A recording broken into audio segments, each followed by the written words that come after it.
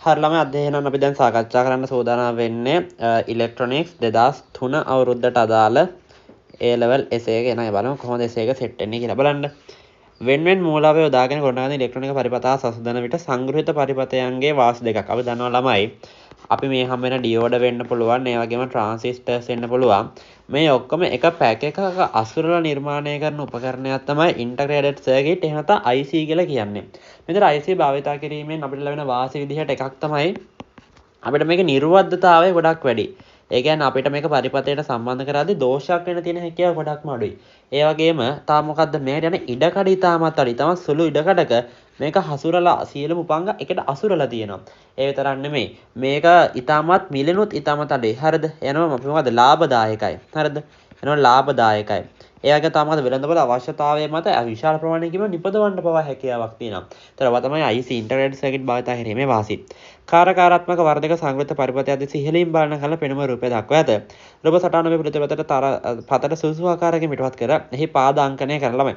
අපි දන්නා මේ විදිහට අවපාතනයක් එක්ක කළු පාට ලකුණක් දාලා තියෙනවා කියන්නේ එතනින් තමයි අංක 1 පටන් ගන්නෙ. එතන 1 2 3 4 5 6 7 8 විදිහට පාද අංකනය කරනවා. ඊට පස්සේ මේක අදාළ data sheet එකක් තියෙනවානේ. ඒ data sheet එකේ දීලා තියෙනවා අංක 1ටයි 3ටයි හරිද input එක දෙන්න හරිද. ඊට පස්සේ 4න් 5න් output එක ගන්න ඉදිරියේ අදාළ නිෂ්පදක සමාගමකට දාලා ඉදිරිපත් කරන data sheet එකේ සියලුම තොරතුරු අන්තල ගත වෙනවා. ඉත පරිපථ රූප සටහන හඳුන්වනවා. V0 සහ V1 සම්බන්ධ කරන ප්‍රකාශනයක් R1 සහ R2 ඇතුළේ මේ ඉහත කියනවා මෙන්න මේ රූප සටහන ගැන මේ කියන්නේ මෙන්න මේක. අපිට මේක කියනවා V1 සහ V0 සම්බන්ධ කරන ප්‍රකාශන R1 සහ R ළමයි. ස්වර්ණමය නීති පාවිච්චි කරොත් මේක වලට වෙනවා සරණත පුඩු අවස්ථාවක් දෙන්න හරිම සරලයිනේ මොකද්ද? අපි දන්නවා V out එක සමානයි වෝල්ටීයතාලාභය වාරයක් V input එක. වෝල්ටීයතාලාභය සරණත පුඩු අවස්ථාවේ අපවර්තන නොවන වදනට දාලා එක දන R2 බෙදීම R1 කියලා ලියන්න පුළුවන්. එහෙනම් V0 සමානයි ළමයි. එක දන R2 බෙදීම R1 වාරයක් Vi කියලා ඔන්න ප්‍රකාශනය ලියන්න පුළුවන්. රූප පෙන්වති ප්‍රධාන තරංගාකාරය සහ ප්‍රධාන තරංගාකාරය දල වශයෙන් සටහනක දෙන්න. මේ දෙන ඉන්පුට් සිග්නල් එක නම් අපිට කියන්නේ මීට අනුරූපව අවුට්පුට් සිග්නල් එක ඇඳලා පෙන්වන්න කියලා මේ කාරකාරාත්මක වර්ධකය. ඔයාලට පේනවා මේ කාරකාරාත්මක වර්ධකය වැඩ කරන අපවර්තන නොවන වර්ධනයක් යටතේ. එහෙනම් මේක අපවර්තනය වෙන්නේ නැහැ. එතකොට සිග්නල් එකක් වැඩිපුර වර්ධනය වෙලා ඇඳලා පෙන්නනවා. R2ට සාපේක්ෂව R1 එක ඉතා විශාල කළොත් පරිපථයේ වෝල්ටීයතාලාභය කොහොමද මේ R2ට සාපේක්ෂව R1 ගගේ ඉතා විශාල කළොත් වෝල්ටීයතාලාභය අඩු වෙනවා. හරිද? වෝල්ටීයතාලාභය එතකොට අඩුවීමක් සිද්ධ වෙනවා. හරි. විශාල වෝල්ටීයතාලාභය සහිතව වර්ධකයක් සාදා ගැනීම සඳහා හිත දෙකේ දක්වා තියෙන පරිපථය. ඒ කියන්නේ මෙන්න මේ පරිපථය යොදා ගන්නවලු. හද රූපයේ පෙන්වති පරිදි වෙනස් කරලා තියෙනවලු පළවෙනි පරිපථය. R1 සහ R2 අතර ප්‍රතිරෝධ වන අතර R විචලන ප්‍රතිරෝධකයකින්. කාරකාරාත්මක වර්ධකයේ ක්‍රියාත්මක වන්නේ ධන පාලව ඍණ පාලව වෝල්ටේජ් සැපයුම හරි. අපිට කියන ළමයි මේ 10යි 100 අතර විචල වෝල්ටීයතා සැපයුමක් ලාභයක් ලබා ගන්න R1 සහ R2 ප්‍රතිරෝධ තෝරගන්නේ කොහොමද කියලා. මේ ඔයාලට පේනවාද මෙතනින් මේ සර්පණ බාහුව ක්‍රියාත්මක කරවලා අපිට පුළුවන් වෙනවා මෙන්න මේ වැඩේ කරගන්න. වෝල්ටීයතා ලාභය සම්පූර්ණයෙන්ම AV ධන 1 ධන R2 බෙදීම R1 ගෙන පාලනය වෙන්නේ. මට වෝල්ටීයතාලාභය Vmax ගේ තියාගන්න ඕනි නම් ඒක වෙන්නේ 100යිනේ. ඒකට මම මොකද්ද කරන්න ඕනි? R2 බෙදීම R1 පදේ වැඩි කරන්න ඕනි. ඉතින් ළමයාට තේරෙනවනේ මේ පදේ වැඩි කරන්න මම මොකද්ද කරන්න ඕනි? මම R2 වැඩි කරලා R1 අඩු කරන්න ඕනි. එහෙනම් මේ සර්පණ බාහුව මෙතනට ගෙනල්ලා හරියනවද? එතකොට R2 අඩු වෙනවා. නෑ. මම මේක ගෙනියන්න ඕනි සර්පණ බාහුව මෙතනට. එතකොට R2 ගේ නවාගේ වෙන්නේ R2 ධන ඒ කියන්නේ අපි R2 නැතුව ඒකට අපි සමීකරණ ව්‍යුත්පන්න කරද්දී දන්නේ RF නේ අපි RF කියමු. එතකොට RF ගේ සත් දැන්නගේ 10යි කිලෝම් එක R2 වෙනවා. R ගේ R1 වෙනවා. හරිද? අපි දැන් එක සමීකරණයක් ඉදන් රූපව ලියාගමු මෙහෙම. මම ලියා ගන්නවා වෝල්ටීයතාලාභයේ 100 සමානයි 1 ධන 10ක් K ධන R2 බෙදීම R1 කියලා. ඊට පස්සේ මම දැන් 10 වෝල්ට් කියන අඩුමගේ ගන්න නම් මොකද කරන්නේ? R2 අඩු වෙලා R1 වැඩි වෙන්න ඕනේ නේ. එහෙනම් R2 අඩු වෙන්න මෙයා මෙතනට ගෙනියන්න ඕනේ. එතකොට ඔයාලට වෙනවා R1 ගගේ මේක R2 ගගේ මේක. ඒතර මම මේකට ප්‍රකාශනයක් ලියනවා 10 සමානයි 1 ධන දැන් R2 ගගේ වෙන්නේ R2 එහෙනම් RF ගගේ අරක R1 ධන 10ක් K වෙනවා.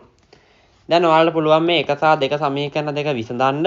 ඔයාලට පුළුවන් මේ 1 සහ 2 සමීකරණ දෙක විසඳලා මේකට අදාළව සුළු කිරීමක් කරනවා. පොඩ්ඩක් කැමරාමෑන් එකට මේක සුළු කරලා උදව්වක් කරන්න. අපිට පුළුවන් මේක මෙහෙම ලියන්න ළමයි.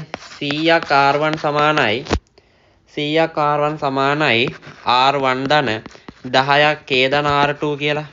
මේක ලියන්න පුළුවන් නේද මට? 10 වාරයක් R1 ධන 10ක් K සමානයි R1 ධන සමානයි R1 ධන 10ක් K ධන R2 කියලා. හරිද ළමයි? එතකොට ඔයාලට මේක සුළු කරලා ප්‍රකාශනයේට R1ට සහ R2ට අදාළ අගය ලබා ගන්න හැකියාවක් තියෙනවා. ඒක මේ දෙල තියෙන උත්තරත් එක බලන්න ආඩු උත්තරේ එයි.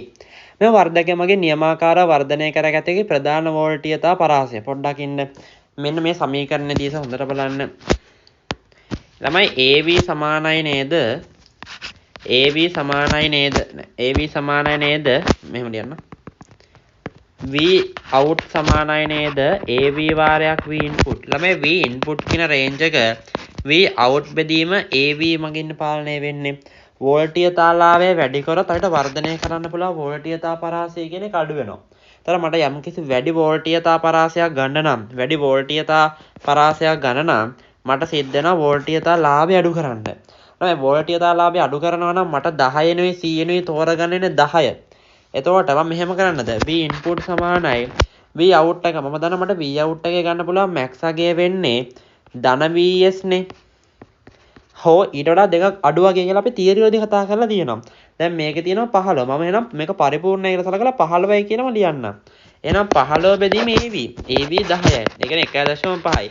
අපිට ධන 1.5ත් ඍණ 1.5ත් අතර වෝල්ටේජ් එකක් මේ පරිපථය පාවිච්චි කරලා වර්ධනය කරගන්නට පුළුවන්. ඊට පස්සේ R1 බෝ ගැනීම විසන්ධි කළොත් වර්ධකයේ ලාභය ළමයි මේ මෙන්න මෙයාව විසන්ධි කරොත් මොකද්ද වෙන්නේ කියලා බලන්න. ඒ කියන්නේ දැන් මෙහෙම ධාරාව එද්දී දැන් මෙතන පරිපථයේ බිඳටලා. කියන්නේ තාදුටත් ධාරාවක් එන්නේ නැහැ. ඒ කියන්නේ මෙහෙන් ධාරාව වෙනවා. හරිද? මේ ඇතුළට ධාරාව ඇතුළේ ඉන්නේ අපි දන්නවා එතන ලාභේ බිඳුවයි. එතකොට සරලව නම් වෙන්නේ මෙහෙම දෙයක්. හරි. මෙහෙම දෙයක් වෙන්නේ. පරිපථයේ මෙතනින් විසන්ධි වෙලා යනවා. ඒ කියන්නේ සරලව පරිපථයේ R1 ප්‍රතිරෝධය අනන්තයක් වෙනවා. R1 ප්‍රතිරෝධය අනන්තයක් වෙනවා පරිපථයේ විසන්ධි හින්දා. R1 ප්‍රතිරෝධය අනන්තයක් වෙනවා කියන්නේ අපි දන්නවා වෝල්ටීයතා ලාභය කියන්නේ මෙහෙම AV සමානයි R2 බෙදීම R1 මෙයා අනන්තයක් වුණා කියන්නේ වෝල්ටීයතා ලාභය බිඳුවයි. ඒ කියන්නේ AV සමානයි VI V out බෙදීම VI මේක එකක් වෙන්න නම් V out සමානයි VI වෙනවා. ඉන්පුට් අවුට්පුට් සිග්නල් දෙක සමාන වෙනවා. වර්ධනයක් සිද්ධ වෙන්නේ නැහැ කිසිදු. එතකොට ඕක තමයි ලාභය. ලාභය කීයද? වෝල්ටීයතා ලාභය එකක් වෙනවා. වෝල්ටීයතා ලාභය එකක් වෙනවා. ඉතින් ඔන්න ඔහම තමයි ආදරණීය 2003 එසේ එක සම්පූර්ණ අපි සාකච්ඡා කරලා ඉවර කරේ. එහෙනම් අපි ඊළඟ අවුරුද්දේ හම්බ වෙමු.